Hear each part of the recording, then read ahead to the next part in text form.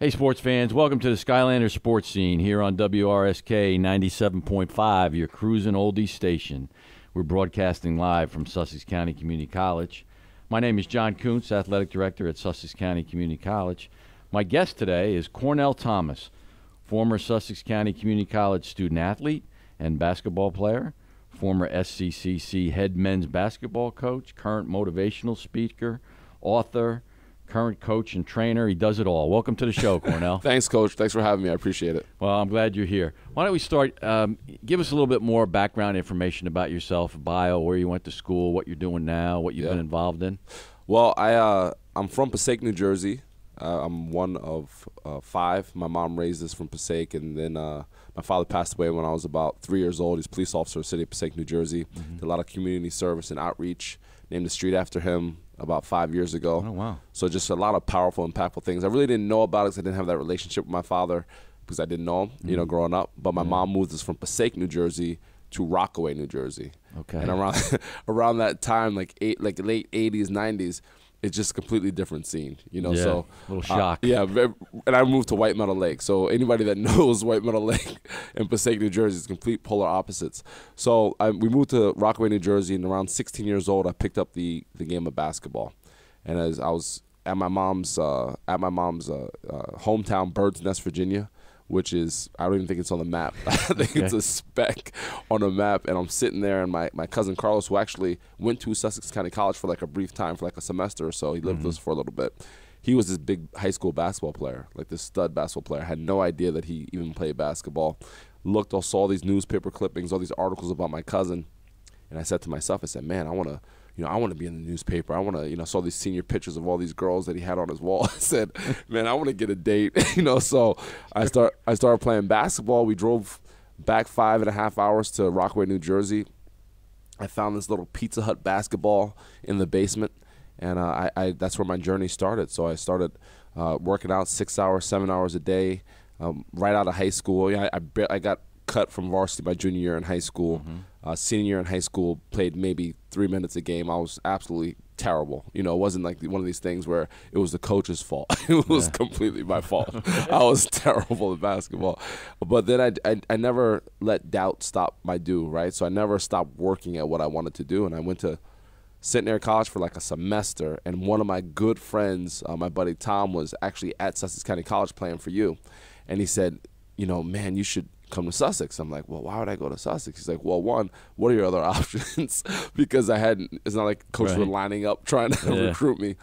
And he's like, it's right there. I moved to Landing, and it's like 30 minutes away. He said, you should give it a look. So I'll never forget when I first met you. You said, how much meal money do you get at Centenary College? And I was like, I think I said like $6. So he's like, oh, we get $8 here. I bribed you. and I was sold. Once I knew I got the extra $2, I was sold. So I came here and met you, and I'll never forget the first year I was at Sussex County College. For the first time ever in my career, like I started a game, towards the second semester, because how junior college the turnover rate works. You have guys here one semester, next semester they're gone. The whole second semester I started and really started to gain my confidence as a basketball player, and learning from you and working with you, and obviously you believing in me and letting me kind of make all these crazy mistakes on the basketball court. And then my second year, my basketball was able to take off. I was able to get a lot better, and I had a lot of freedom. You let me kind of do my thing out there, and I really learned what being a good teammate and a captain was about. I didn't know what being a good teammate really was. I thought I did. I think everybody thinks they're a good teammate, but I realized that it can't be just about me. I have to help bring people up that ladder too. Right. And being at Sussex was great for me because I wasn't a good student in high school. I didn't really care about academics in high school. I was really comfortable getting a C. In my first year here, I was kind of like on that same path, getting C's. And then second semester, like that second year, something just I wanted to play basketball after here. So it kind of like lifted me up, like, okay, you got to start getting better grades. And I remember talking to you one day about like GPA and all that stuff, and I thought like, oh, 2.0, you're good to go. You're like, no, you're not going to go anywhere with that. So I ended up getting a scholarship out of here, a full scholarship to play in West Virginia. I went to Davis and Elkins College for just 1 year, and after that I got another full scholarship to play in North Dakota. at Minot State University, where I finished my career, met my wife there. Came back home from North Dakota. It was even more desolate than Newton at the time. And I started playing with NBA guys, professional guys, and a lot of people were very surprised that knew me in high school. Like, man, how did you get from here to where you're at right now? I said, you got to understand something. I don't drink. I don't smoke. I didn't go to parties. All I did was basketball. And I always tell the story about the one day it was a snowstorm. It was just me and you in the gym. And we were the only ones that made it. You know, you drove from wherever, Sparta or whatever. I drove from wherever I was, and no one else could make it. And you worked me out for like an hour and a half. Yeah. And I was saying to myself, man, this guy's just as crazy as I am. I said, this works out great. You want to win, you got to win. You got to put the work in. So that work ethic is solely from my mom. That was talk about her a little bit. Yeah. Being around you as a coach, and when I coached you when you were here, and seeing you after you left here, there have been a number of times where you have spoken about your mom, and she has been an influence on your life, obviously. Talk a little bit about her, and what kind of influence she's been to you. I always tell people, if it wasn't for my mom, I wouldn't be anywhere close to what I'm doing right now or who I am right now. Just seeing my mom raise 5 kids on her own without a lot of money it really set my mindset from a very early age. One of my brothers, my brother Craig, is autistic. So, if you know anybody on the spectrum, or, you have anybody in your life that's on the spectrum, that's like raising more than one child, So she had all that stuff. And the reason we moved from Passaic to Rockaway is where they named the street after my father. Years after, they had this humongous drug bust, and there were 30 teachers involved. And my mom literally opened a newspaper, pointed to like the first town that she saw that wasn't Passaic, and she said, we're moving. She's never been to Rockaway before, ever. Right. And she just pointed and said, we're leaving. So just the strength of this woman to just say, you know what, I want a better education, I want a better life for my kids, I want better opportunity, let's go. Yeah. And she was never, Coach, she's never about problems. And we had plenty of problems to worry about. She was just always solution-based. So I used to walk her out. My mom said she was over the other day, and we have 2 kids. Me and Melissa have a 4-year-old and a 2-year-old. Right. And she's over there, spoiling them to death, giving them all sorts of sugar, all the stuff we didn't get, right? And I was talking to her, and I said, she goes, you remember you used to walk me out, because my mom used to work 2 or 3 jobs. One of the jobs was at night. She used to work at Greystone in Denville, the psychiatric hospital. And so she'd leave at 11. So I would stay up every night and walk her out, and make sure she walked out to her car, and then I walk back, and then I go to sleep. And she goes, you did that every single day? I was like, yeah, I just have this special relationship with my mom where we just have such a tight bond. And she's only been to 2 or 3 games in my whole entire career, but 2 of them were at Sussex, and 2 of them were my sophomore year when I was actually, getting a little bit better. Okay. And so when I got off the court, and I think both of them we won. So when I got off the court, it was just like, I felt so good for her to see me not as somebody sitting on the bench and not playing at all, but someone that could actually play a little bit. So she's everything. If it wasn't for her, I wouldn't be here. That's really nice. Talk a little bit about you coached here. Yeah. After I got done, a few years later, you came back and you coached at Sussex County Community College. What was that experience like for you, coming back to the community college and coaching young men? Yeah. Well, it was tough at first because I ruptured my Achilles tendon a week before I was supposed to go play professional basketball in Europe. So I reluctantly came here and coached. And when you asked me if I come in for an interview, I was really just not excited about it. I was like, man, I'm only 26 years old, and I used to can still play. I still play. Like, what in the heck is going on? Like, what, does coach not believe in me? And I'll never forget, my wife said, she goes, Cornell, I think you'd be a great coach. And we were on the phone. We were going out at the time. She was in Seattle, and I just hung up the phone because I had such a chip on my shoulder, like, okay, well, I guess it's me against the world. And then my mom said, you should go into the interview. And I'm not hanging up on my mom. So I came to the interview. I remember you were talking to me. I was just like, yeah. And then a couple days later, I have a whistle around my neck, and 15 guys calling me coach. And I think the most important thing that I got out of my experience coaching guys is to realize that, man, it's not about you, right? It's not about you as a coach. It's all about the young men that are in front of you. And it, coaching me, that there's some kids that you'll have that their parents just drop them off. And they'll say, hey, good luck. Make this guy kid into a man. Make sure he goes to school. Make sure he's a great kid. And, hey, I'll see you in 2 years, maybe. And I had that. And, the first year I got lucky because I had guys, that were, great, couple good kids, not players, yeah. pretty decent players. And then that third year, that's when the junior college, curse really hit, where I kicked off 4 or 5 guys before the season started. And I'll never forget, I don't know if you remember Rob Dombrowski, my assistant coach. Oh, yeah. Rob said to me, he goes, Coach, if you keep kicking off guys, he goes, we're not going to have a team. And I said, well, they don't want to go to class. They don't want to be good teammates. And we didn't win a game that year. We went 0-28. And I'll never forget, we sat in your office, and I'm still pissed. And I'm sitting there pissed, like, blah, blah. And you said, Cornell, can I say something? I said, yeah, Coach, what's up? He goes, I didn't see your personality. And I thought, you're going to talk to your AD. You have not won a game. I thought you were going to say, here's the door. Hey, here you go. See you later. Don't come back. And you just said, I didn't see your personality. He said, you're a happy guy. You're always coming here smiling. He's like, this season, he's like, you always seemed upset. And I did such a terrible job coaching that team in terms of I was finger pointing so much. Like, this is what I don't have. Like, this guy doesn't know how to play. Instead of looking at myself and saying, well, what are you bringing to the table every day? Mm-hmm. And then the next season we won 5. Then the next season we broke every winning record because I realized that my personality has to come through for these guys. And these guys have to know that I love them. And if the guys don't know that I love them, they're not going to play for me.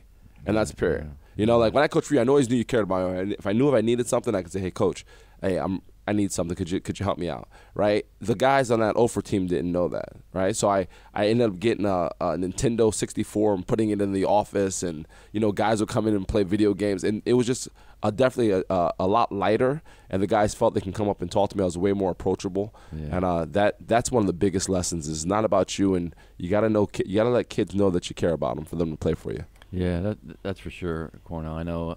I mean, coaching is teaching, and I think many times you have to take a step back and look at yourself and look at what you're doing and what are you doing to make your players better as basketball players. What are you doing to make them better as students? What are you doing to make them better as people?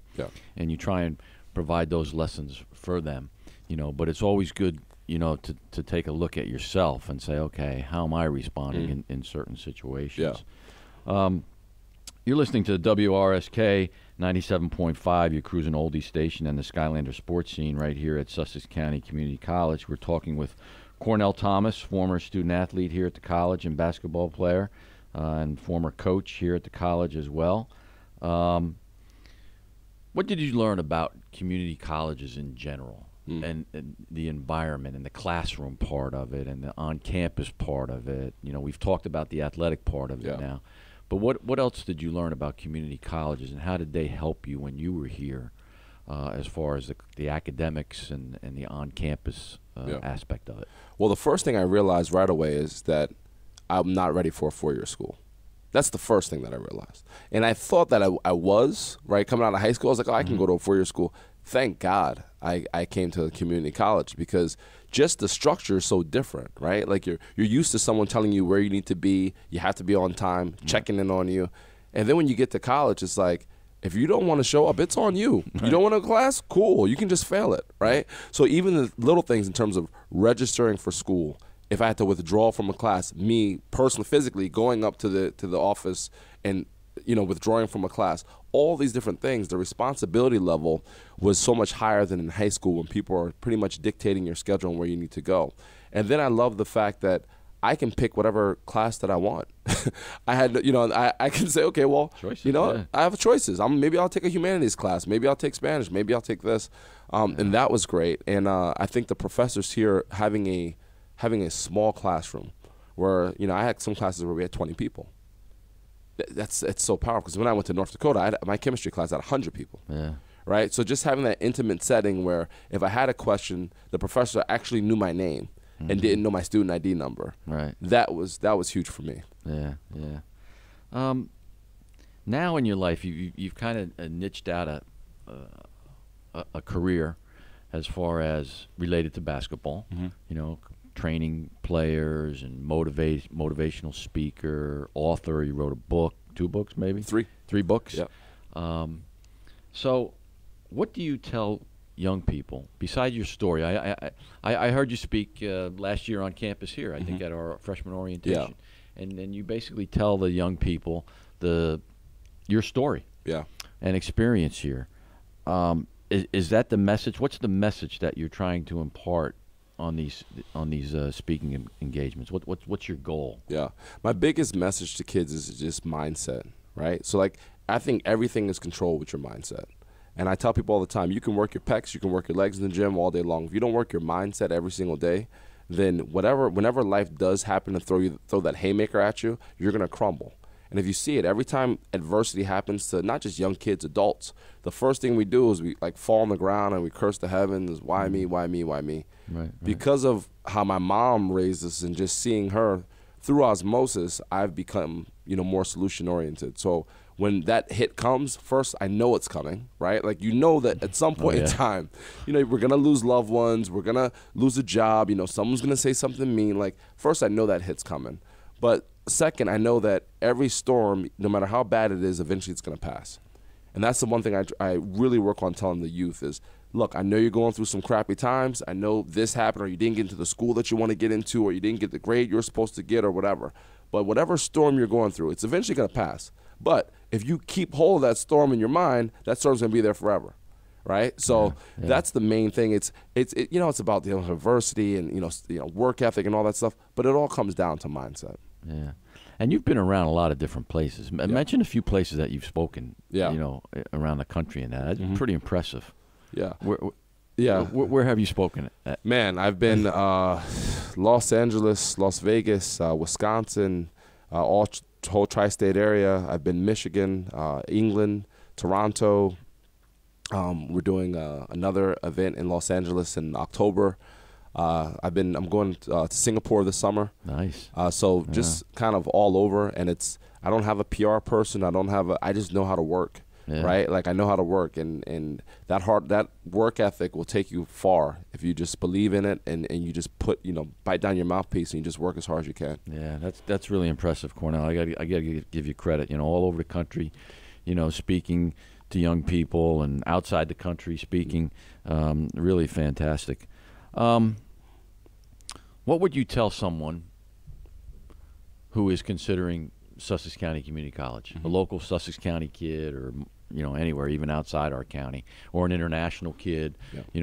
What would you tell them about Sussex County Community College and why they should consider coming here? Yeah, I would say the first thing is just don't let the labels and the stereotypes scare you away from the junior college. Yeah. Because all your buddies that are going to Coastal Carolina and Syracuse and all these schools, a lot of them are going to be back here second semester because they're going to realize they're not ready for it, right? It's cool to tell your friends like, oh man, I'm going to, Syracuse and blah, blah, blah. And a lot of these kids academically, socially, are not ready to go to a humongous school or a big school, and they need that extra work. I think for this is like, and it's, I hate to use like a holding cell analogy, but for me it's like, thank God I took 2 years to really get myself to where I had to go, like really be responsible. And then when I went to my first year out of here, I was fine. There was guys on my team that, man, where's the counseling office? Where's the blah, blah, blah? I hit campus in stride. I'm like, okay, I know I have to register I got to do this, this, this, and this. I already knew how to like wash clothes and do all that other stuff. Like I was good to go. When I went to North Dakota, it was seamless. So don't let your, just because your friends are going somewhere, I always tell people, you always look to your left, to your right. Don't worry about looking to your left, to your right. You focus on yourself. What's the best decision for you? What's the best for me? What's the best decision for my family? I had to work 2 jobs to pay for Sussex County College, right? Because we didn't have a lot of money coming in.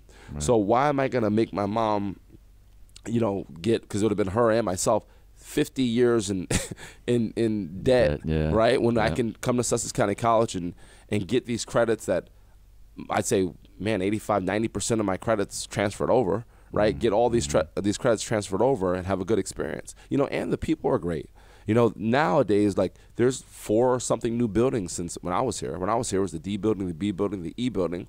Right, it wasn't a new gym, it wasn't a library, it wasn't a science, it wasn't any of this stuff. Like where we're talking right now, like we had the TVs with the bubble in the back. Like this is all new stuff to me. Right. So it's growing and it's expanding, and I think it is a great pit stop. Right, it's a great pit stop to get yourself better and then move on to that next stage. Yeah, I like the analogy there. Don't look to the left, to the right. Yeah. Look down the center, look at yourself, what you want to do, where you want to go. That's something good.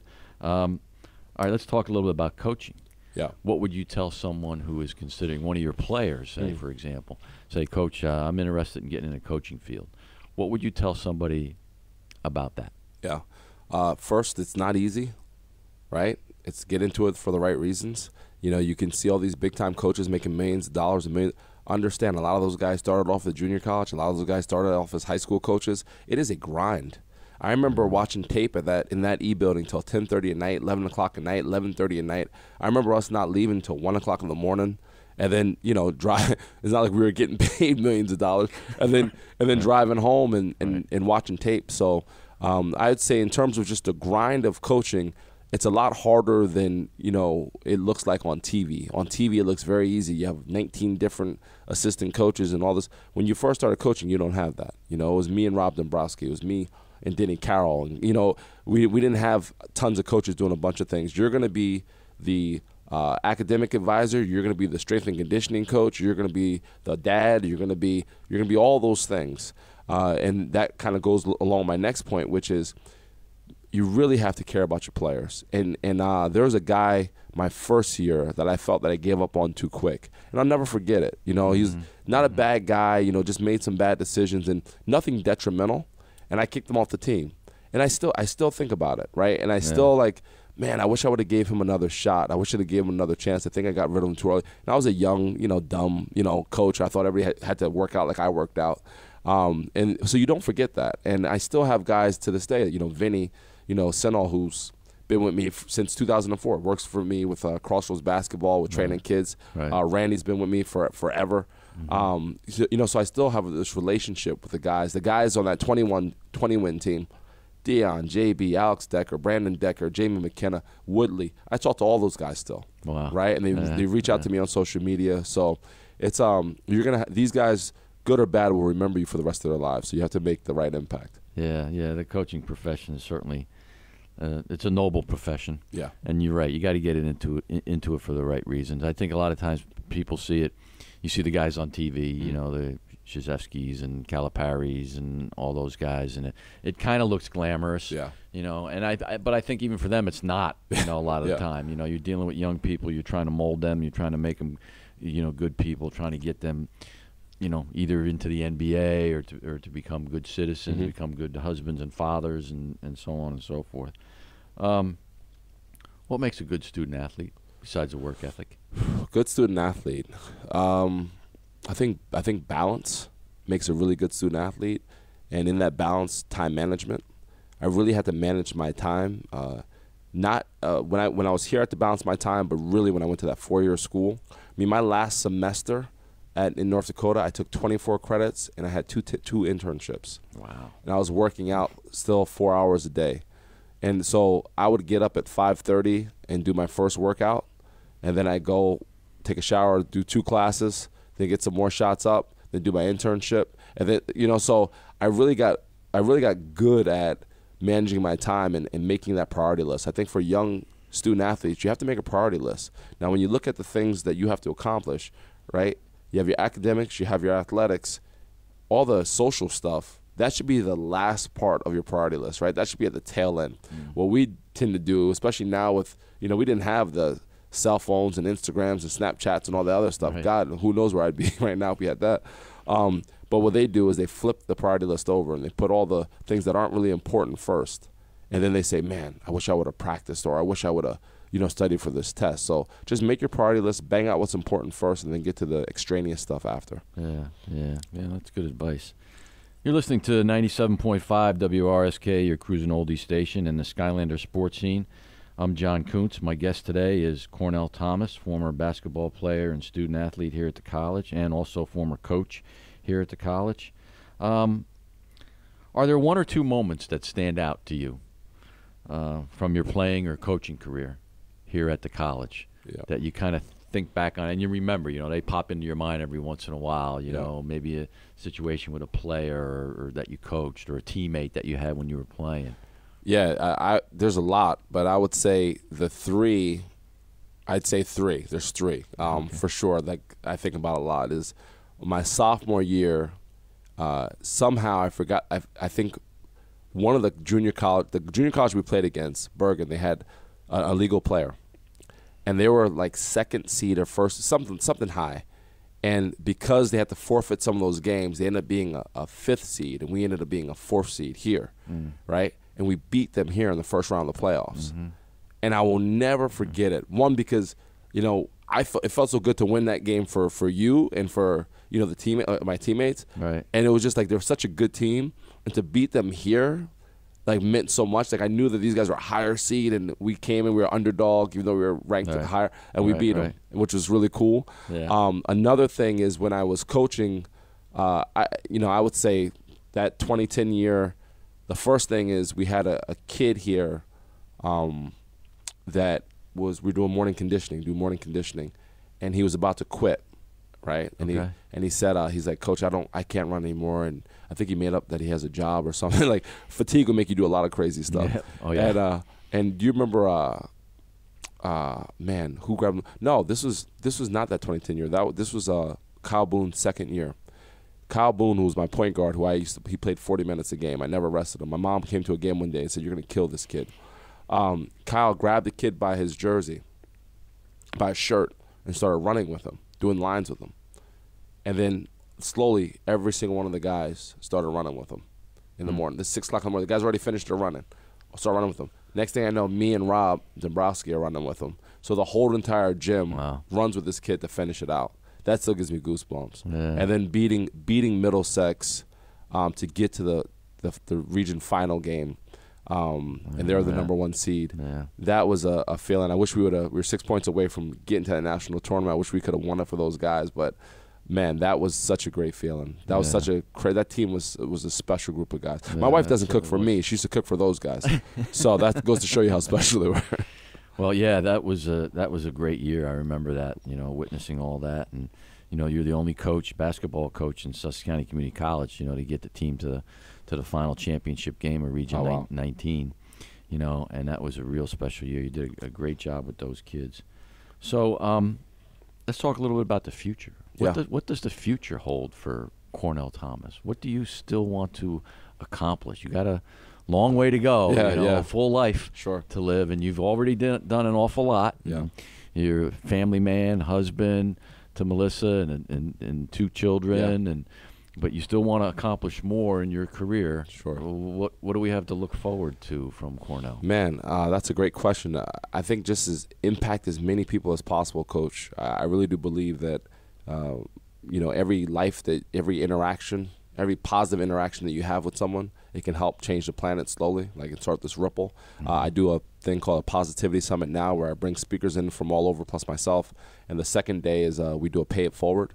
So we go out and we, like, so in New York City, we went out and we fed the homeless. And, you know, so I want to do that all over the world, my goal, I think have 10 books done by 2022. That's a goal I have. Okay.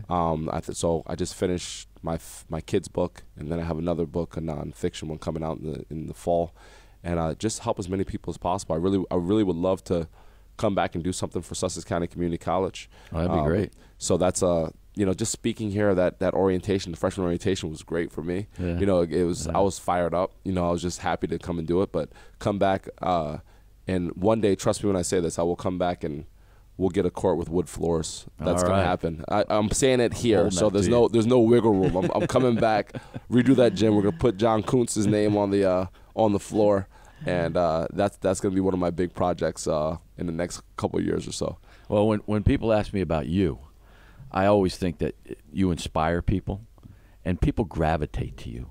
You know, you have that personality, you have that charisma. You had it when you were a player, you know, and you were a student. And you talked about the negative things, you know, that you did when then you weren't real smart and this and that, and it took you. But you caught on. You caught on, but people gravitated to you, and I think they will continue to gravitate, and you will continue to inspire. So thanks, Coach. I really want to thank you for being here today and being a part of our show at the Skylander Sports Scene on WRSK 97.5, your cruising oldie station. And I want to thank the audience for listening, and we'll catch you next time.